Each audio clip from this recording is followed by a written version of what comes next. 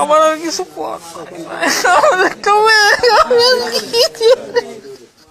আমি তো এখন অ্যাবনর্মাল। আমার তো মনে করেন এখন আর আমার ছোট বাচ্চা মেয়েটারে আমি কিভাবে সামনে দাঁড় করাবো, এটা তো আমার এখন আর মানে মাথায় কোনো কাজ করতেছে না। এখন তো আমার মরা ছাড়া কোনো পথ নাই। আমি মারা গেলেও হয়তো আমার এই সম্পদ থাকলে আমার মেয়েটা হয়তো সামনের দিকে এগোতে পারতো। এখন না, আমি বেঁচে থেকে তো আমার লাভ নেই।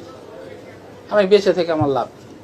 আমার সন্তান যদি মানুষই করতে না পারি, তাহলে আমার বাঁচা আর মরা তো সমান কথা। আমি ব্যবসা করি প্রায় 20-25 বছর।